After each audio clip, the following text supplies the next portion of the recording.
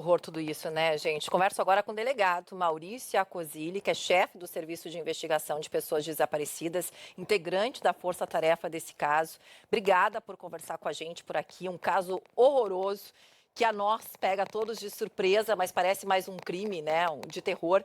Queria entender, delegado, qual que está sendo a linha da investigação, porque tudo começa com as denúncias desse hospital, mas a gente tem a possibilidade de também existirem vítimas de outros hospitais onde esse médico também já teria passado por lá.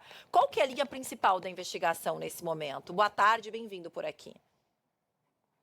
Boa tarde a todos. Nesse momento, a gente está concentrando os esforços nessas três mortes, né, já identificadas. Estamos aguardando o Instituto Criminalística terminar os exames periciais a serem realizados nos computadores e celulares, a fim de esclarecer melhor a motivação que levou eles a agirem dessa forma. E, no segundo momento, nós vamos instaurar um segundo inquérito policial para apurar outras mortes suspeitas que possam ter ocorrido tanto no hospital no Anchieta quanto em outros hospitais que eles tenham já trabalhado. É que eu não gosto nem de falar, delegado, em motivação de crime, porque eu não consigo entender algum tipo de motivação, porque parece que a gente está querendo explicar esse tipo de crime. Mas vocês conseguem entender um pouco dessa linha, pelo menos do tempo até agora? Como esse médico teria começado, do porquê, como ele teria recrutado essas outras pessoas também? A técnica de enfermagem mais nova, de 22 anos, ela tinha acabado de começar a trabalhar, era o primeiro emprego dela, e ele estava treinando ela, ele era a dupla dela mesmo. E acredito que, se valendo de uma posição hierarquicamente superior, né, ele tem influenciado ela a participar desses crimes, ao passo que a segunda técnica trabalhava em outro setor da UTI, não trabalhava com ele, mas era muito amiga dele e estava junto com ele em todas essas mortes, enquanto ele aplicava tanto a medicação quanto o desinfetante na primeira vítima. Nesse primeiro momento, vocês também trabalham com a hipótese de outras pessoas estarem envolvidas? A princípio, não identificamos, né, outros colaboradores ou partícipes nesses crimes, mas caso tenham, a gente espera chegar neles sim, principalmente com a quebra do sigilo, né, dos telefones e dos aparelhos eletrônicos que foram apreendidos, já que ali a gente vai conseguir avaliar com quem eles se comunicavam, com quem eles tinham contatos, com quem eles conversavam sobre esses crimes. Então ali a gente vai conseguir fechar então essa última peça de quebra-cabeça. Agora, como saber também, delegado, obviamente que a partir desse momento, várias pessoas que tinham parentes ou amigos conhecidos internados em UTIs de hospitais da região ficam temerosos, né? E acabaram perdendo essas pessoas. Será que esses mesmos técnicos passaram por ali, que esses mesmos enfermeiros passaram por esses locais? Será que essas pessoas foram mortas da mesma forma? Como lidar com essas pessoas agora, ou se elas têm algum tipo de desconfiança, elas podem procurar a polícia, ajudar na investigação de alguma forma, ou que resposta vocês podem dar para elas? Realmente a gente trabalha nesse momento, a polícia trabalha nesse momento com outras vítimas, com números maiores de vítimas que essas pessoas, esses criminosos podem ter feito? Então, por enquanto ainda não temos esse número, né? A gente acredita que possa haver sim outras vítimas. Caso alguém tenha tido algum ente querido, perdeu algum ente querido nesse período ali no Hospital Anchieta ou em algum outro hospital, pode sim nos procurar aqui na coordenação de homicídios, trazer os prontuários médicos da vítima. Nós vamos analisar, fazer cruzamento de dados, verificar as mortes que ocorreram nos plantões dessas pessoas e com isso, mas isso vai ser feito no segundo momento, porque como eles estão na prisão temporária, a gente tem 30 dias, né, para concluir as investigações, para eles não serem soltos.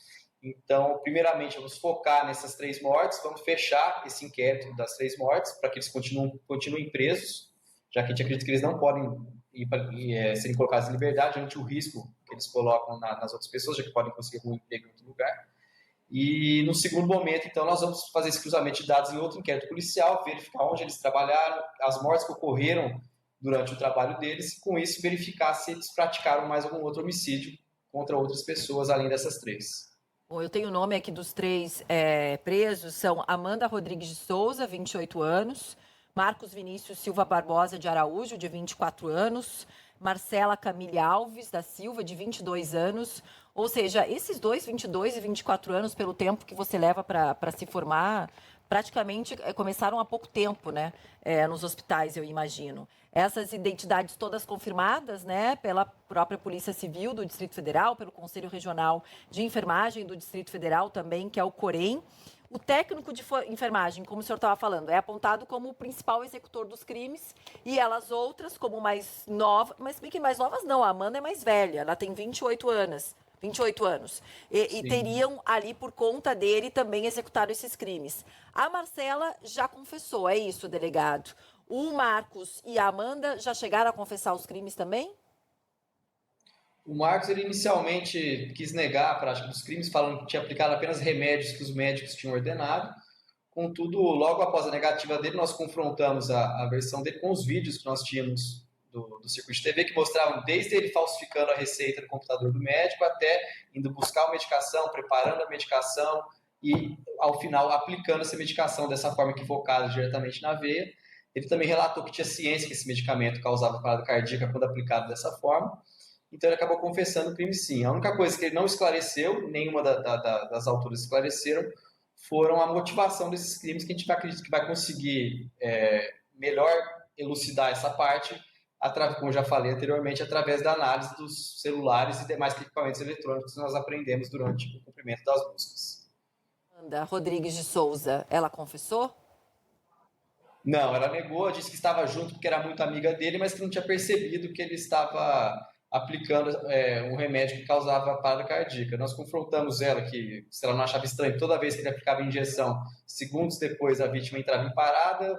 Ela disse que não percebeu, mas a gente acredita que ela estava só tentando mentir, né, para fugir da aplicação da lei, tentando, de certa forma, acobertar o que ele fez.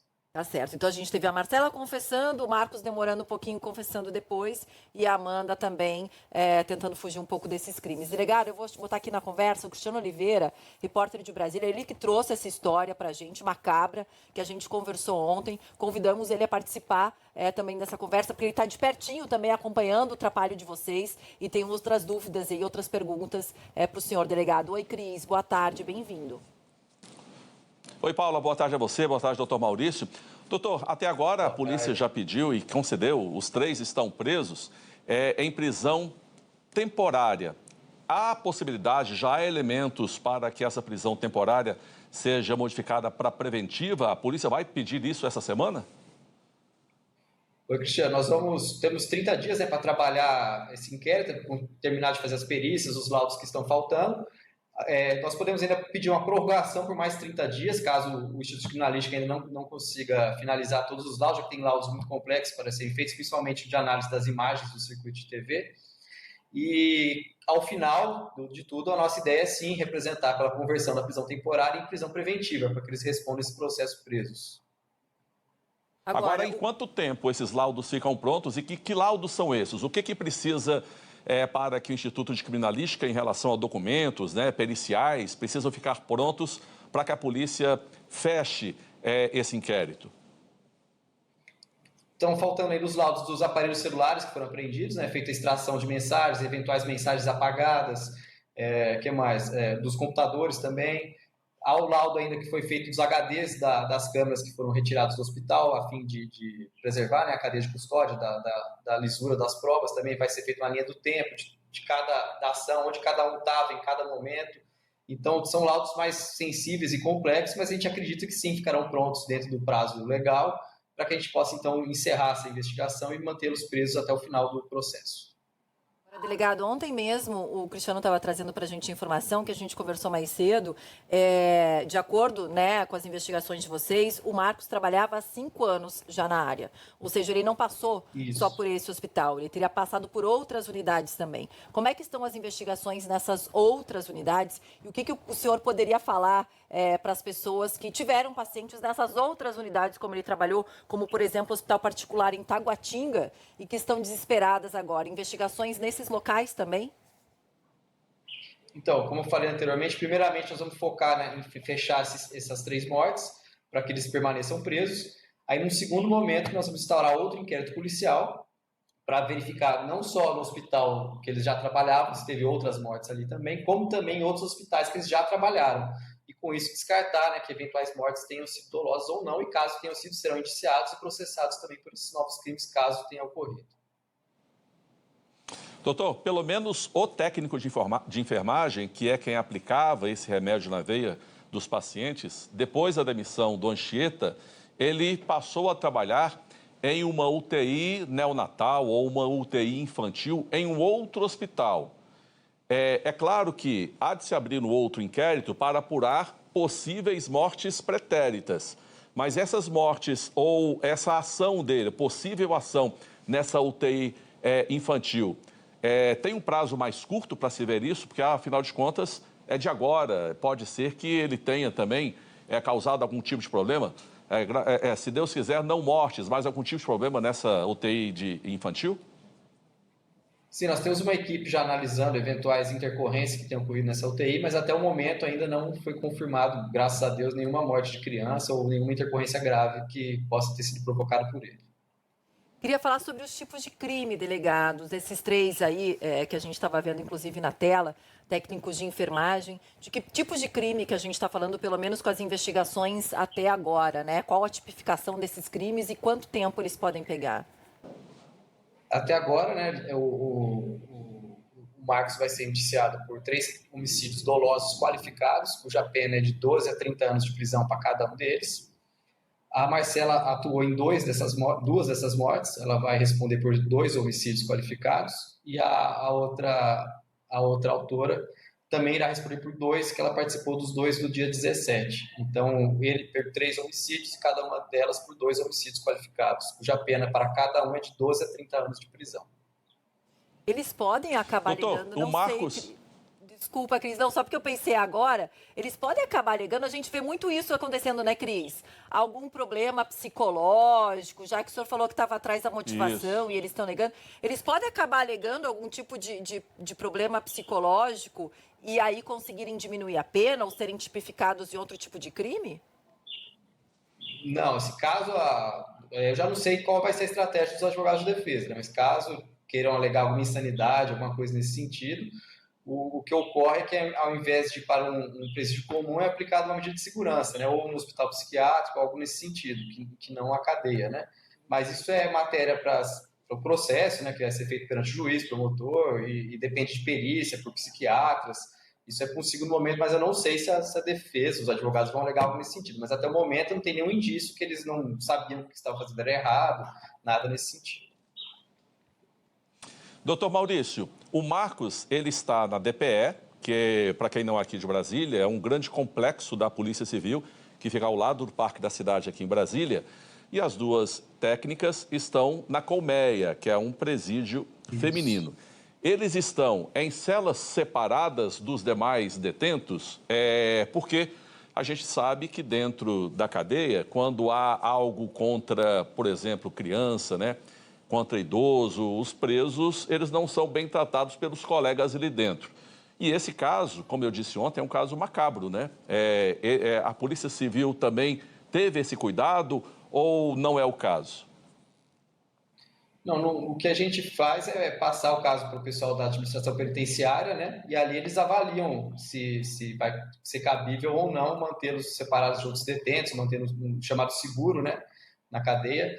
E como isso já é de outra esfera, não cabe a nós determinar isso ou não, eu não posso dar esse tipo de informação no momento, se eles estão ou não separados dos demais detentos. Agora, delegado, para encerrar, eu sei que o senhor falou que, nesse momento, a investigação está concentrada nesse hospital, dessas 3 vítimas, até porque a tipificação do crime desses 3, nesse momento, é dessas 3 vítimas, né? Apenas uma delas, técnica de enfermagem, por 2. Mas, como a gente falou, pode vir num outro momento esse tipo de investigação em outros hospitais pelo qual o Marcos acabou passando.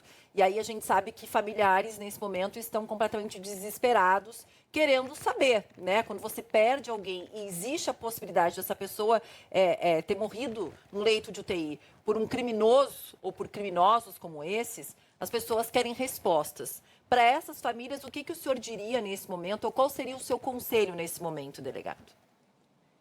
Caso alguém tenha alguma desconfiança nesse sentido, que a morte não tenha sido natural, né, dos cuidados do hospital, mas sim de uma ação criminosa, que seja solicitado ao hospital prontuário médico completo, né, do parente ali que faleceu, e pode nos trazer aqui na coordenação de homicídios, nós vamos encaminhar para o ML, tomar as providências cabíveis e assim verificar se houve realmente algo criminoso ou se aquela morte realmente foi decorrente do estado de saúde, da operação, da cirurgia que a pessoa foi submetida. Delegado, muito Se obrigada. me permite, Paula. Pode, por favor, Cris, pode ir lá. Só uma perguntinha bem simples, porque o Marcos, ele acessou o sistema para a emissão de um remédio que ele acabou aplicando na veia e matando esses senhores por meio de um sistema da senha de um médico, ou de pelo menos 2 médicos.